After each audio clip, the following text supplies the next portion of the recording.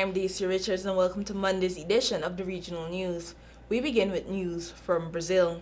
The bodies of about 20 Haitians believed to have died of starvation and dehydration were discovered on a boat in northern Brazil. The bodies were in an advanced decomposition. Fishermen alerted authorities after seeing the vessel near the tongue of Bragança on Brazil's northern coast in the state of Pará. Quote, according to civil police and forensic experts, there were 20 bodies. The federal police chief of Bragança, Alexandre Calvino, said they were believed to be Haitian refugees, end of quote, police said in a statement. Adding that the victims, quote, are believed to have died of hunger and dehydration, but further analysis is required. However, further investigation is needed to confirm the cause of death and the victims' identities, end of quote. Federal Prosecutor's Office said in a statement it had opened both criminal and civil investigations into the discovery. The deepening humanitarian and security crisis in Haiti is driving an exodus from the country, the United Nations Migration Agency said recently. While in Trinidad, police on Friday charged 4-year-old Amara Lalite's stepfather, Isan Contant, with her murder. Officers laid the charge against Contant after receiving the go-ahead from the Director of Public Prosecutions. The news brought joy to Amara's mother, Tricia Villarreal. Police said about 10:10 p.m. on Monday, Amara's mother visited the Aruca police station with her clothes tattered, seeking help.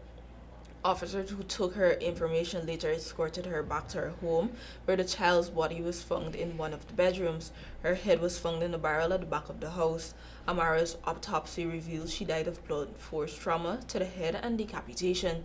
It was alleged a car battery was used to bludgeon the child. A pair of scissors was used to cut her lips, gouge out one eye, and mutilate her face. Contant was recently awarded a cash settlement after he sued the state for wrongful arrest and has a pending court matter for wrongful arrest and malicious prosecution. Hours after the killing, police were overheard saying the scene was so gruesome that they may need counseling, while one officer described the scene as satanic. Head of the North Central Division Senior Superintendent Richard Smith confirmed that his officers needed counseling.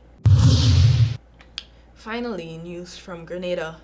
Prime Minister Dickon Mitchell on Sunday called on the United States to remove Cuba from the list of countries labeled as sponsoring terrorism and to end economic blockage on the Spanish-speaking nation. They have not only looked internally, but they have continued to help, end of quote, he said during a news conference at the Maurice Bishop International Airport to update citizens about the official 3-day visit to Cuba. His return to Grenada coincided with the 45th anniversary of Cuba and Grenada establishing diplomatic ties.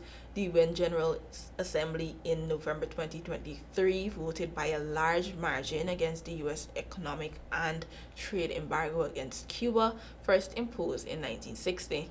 A total of 187 UN states voted for the resolution, but forward each year against the embargo, with the US and Israel voting against and Ukraine abstaining.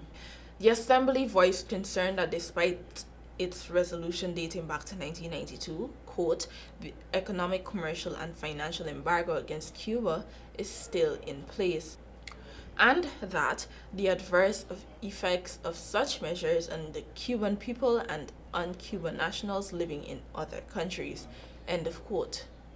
Thank you for watching. Do have a productive week. Until next time.